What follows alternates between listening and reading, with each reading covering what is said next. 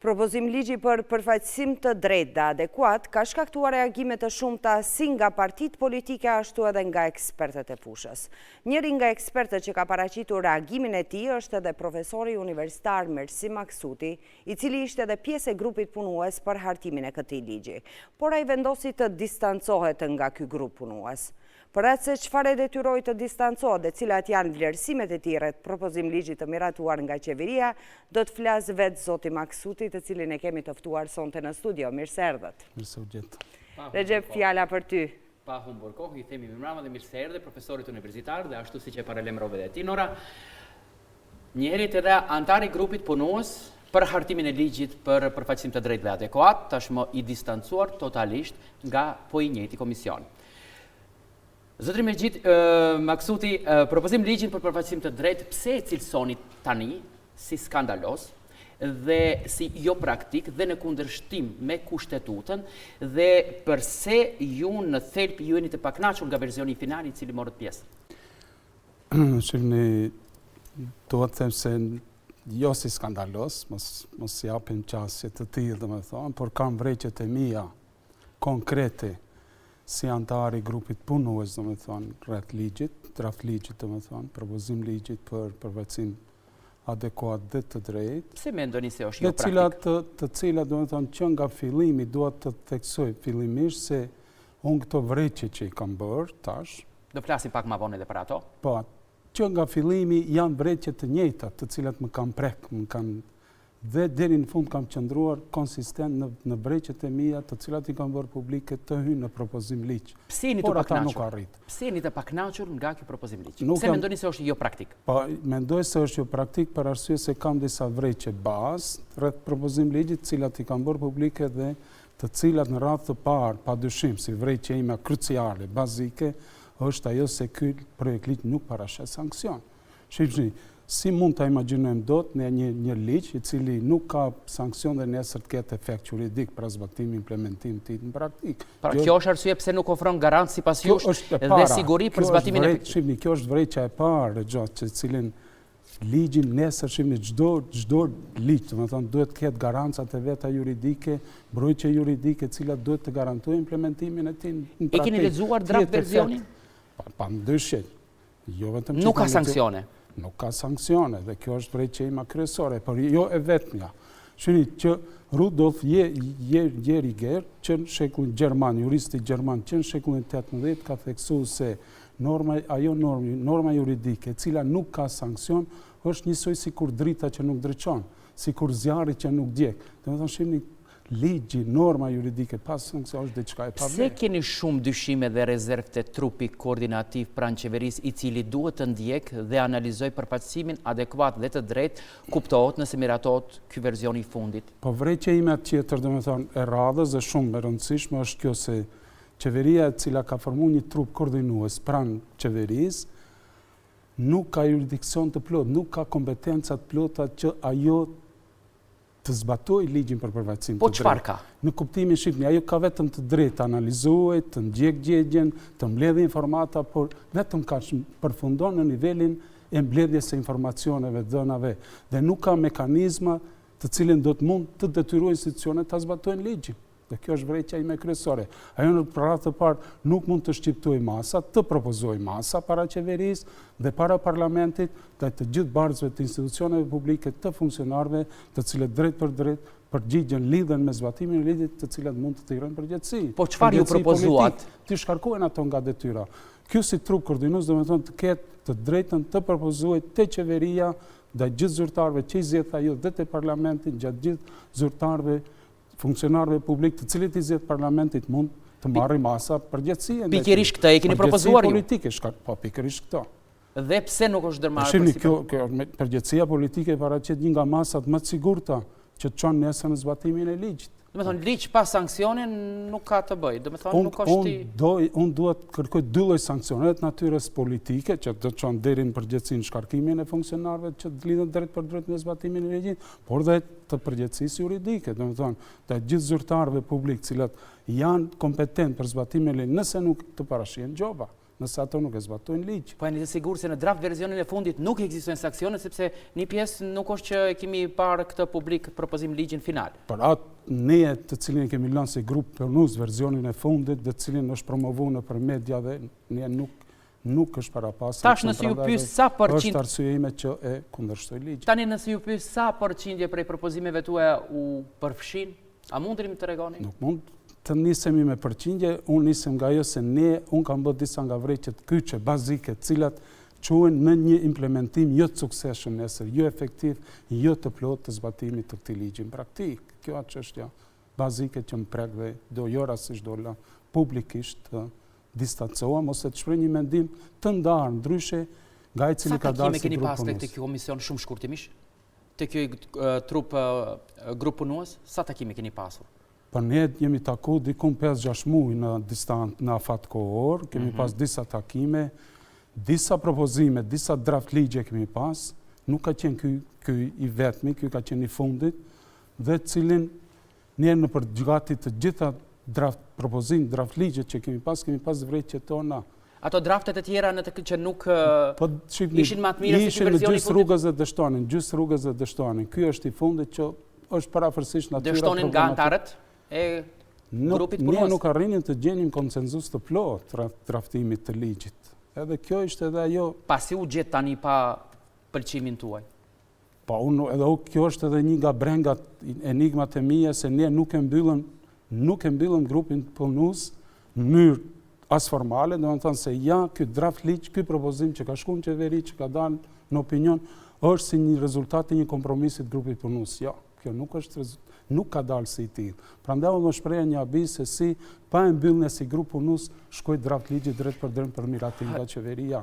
Kjo është nga dyshimet e mia rreth kësaj çështje. Kur jemi te dyshimet, unë do të them edhe diçka rregjoase.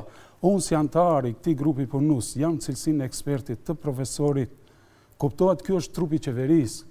Ky është trupi i qeverisë, qeveria është trup politik, cilin padyshim se neve si ekspert na ka propozuar qeveria ose pjesëmarrës partive politike. Po përderisa ju ftojnë, do të merren parasysh. Po ne jemi krejtësisht të pavarur. Unë krejtësisht kam shpreh bindjet e mia, opinionin tim, që në fillim deri në fund janë qëndrime të njëjta të mia. Po, keni treguar edhe pak kënaqësi edhe për BDI-n brenda kryer 22 viteve që nuk e ka fare, nuk jam ndikun nga asnjë parti politike, asnjë lideri partije. Jemi në minutën e 7, ai kam edhe 5-6 pyetje. Pra, shumë shpejt i kalojmë. Kjo është me shumë rëndësi.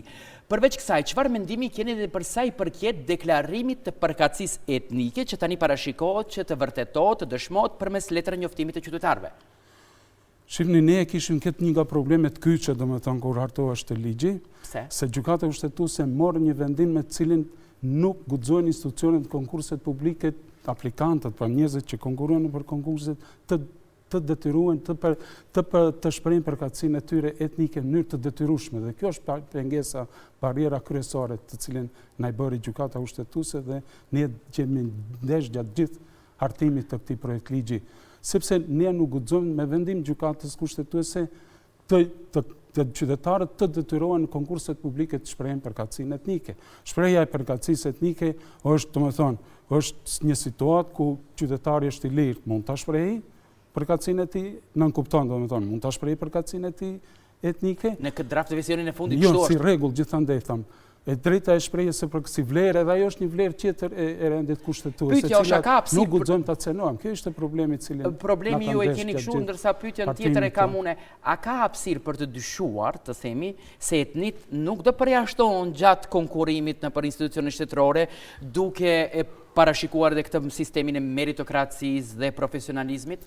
Shumë vërejtja tjetër, domethënë, imja kryesore është edhe çështja e profesionalizmit. Në këtë propozim ligj, tashmë cili ka hyrë, është miratuar në qeveri, disi tepër vjen në shprehje parimi i profesionalizmit, meritokracisë, pra parimi i profesionalizmit, kompetencës, integritetit, gjithëpërfshirjes, inklusivitetit. Shihni, disi po duket se nëpërmjet tyre parimeve të tjera po cenohet vlera themelore e rendit kushtetues, përfaqësimi i qytetarëve të një përkatësie etnike.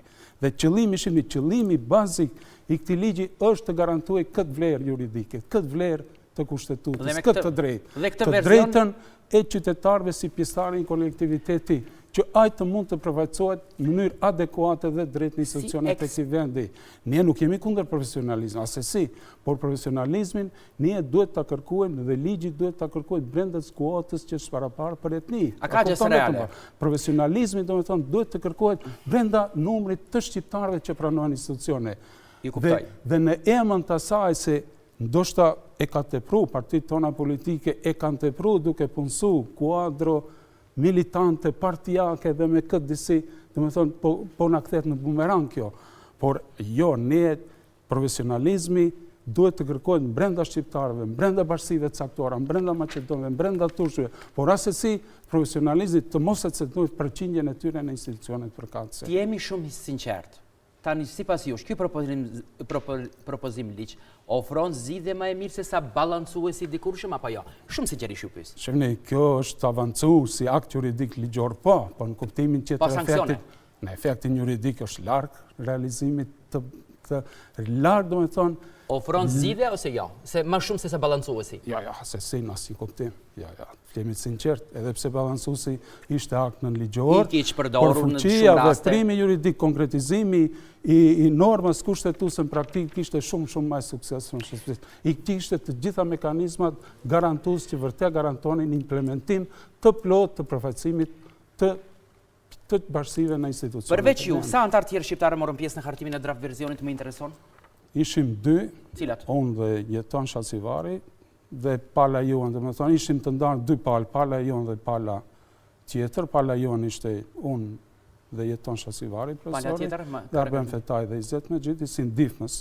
Dhe pala tjetër ishte Tanja Karakomisheva, Aleksandr Spasenovski dhe Denis Freshova. Po, qini, këta unë tash nuk më takon mu të them. Keni shpresë, kuptova. Keni shpresë se ka gjasa reale që si pasi që do të arrin vlerësimet e Komisionit të Venedikut, që ky propozim ligj të pësoj ndryshimet e plotësime në aspekt pikërisht që ju i po e apostrofoni këto mangësit. Shifni ju sinjale, ka shpresë pasi do t'i marrim ose do të arrin vlerësimet e Komisionit të Venedikut të pësoj ndryshimet e plotësime. Shifni, unë, asesi nuk është i rrezikuar ky projekt ligj të Komisioni i Venedikut, madje unë do dëshiroja që Komisioni i Venedikut shprehet në mënyrë krejt tjetër, të shprehet në mënyrë se ky projekt ligj nuk e konkretizon në mënyrë të plotë amandamentin 6 kushtetutës, përfaqësimin adekuat dhe drejt të gjithë qytetarëve që përkasin bashkësive në Republikën e Maqedonisë së Veriut. Ky ligj, domethënë, duhet ende më tej të pasurohet, të avancohet që vërtet norma e kushtetutës të arrijë realizim të plotë të tij në praktikë. Me ky propozim ligj, domethënë, e disi betet mjaft për cilë është arsyeja dyshuar se vërtet, sepse është lënë në bazë të vullnetit politik, dhe kjo është problemi kyç. Problemi politik, ne jemi dëshmitar të kohët fundit se çka ndodh me punësimet e fundit në administratë, kur vjen si rezultati. Çfarë do ndodh me punësimet dhe avancimet brenda kësaj periudhe, pasi që aktualisht opozita faktikisht në vazhdimsi po ngrit dyshimet se po favorizon vetëm Maqedonin. A e ndani këtë mendim? Cili mendon opozita? Po, opozita shqiptare që thotë se brenda kësaj periudhe punësimet dhe avancimet në aspekt të konkurseve shtetërore, po në shkallon, e kështu me radhë, avancime bëhet. Dëgjore gja, unë fare nuk do të merrem me vrejqet e opozitës apo cilës do të parti qetër. Po e përmendet pak më. Më prek ajo se gati në shumicën e konkurseve tash që po deklarojnë publikisht, numri shqiptarëve është në shumë raste është simbolik ose është zero. Dhe kjo pikërisht arsyetimi i zyrtarëve publik në institucionet përkatëse që zbatojnë konkurset publik është me këtë brengën time që e kam gjithmonë te ky projekt ligj, në bazë të profesionalizmit. Kjo është rezultati i profesionalizmit. Po prit, ti tash me profesionalizmin nuk godet mund si pjesëtar i përkatësie të caktuar. Ti godit militantët partijak me profesionalizmin. Ti godit institucionet që i kanë mbush me kuadro politike, gjithandej ato. Po jo në emër të profesionalizmit të më godasish një të drejtime që më përket si një kolektivitet i caktuar. Dhe kjo është e vrejtja bazike që bëhet në këtë. Zotëri Maksuti, padyshim se ka dhe shumë çka për të folur, po kaq na lejon koha, ne i kalojmë gjitha minutazhet e lejuara. Nora, këtu e përmbylli bisedën. Fjala për ty. Ju faleminderit shumë, ju faleminderit të nderuar, gjithashtu edhe ty Regje për këtë intervistë, ndërsa ne të nderuar teleshikues do të vazhdojmë me informacione tjera të ditës.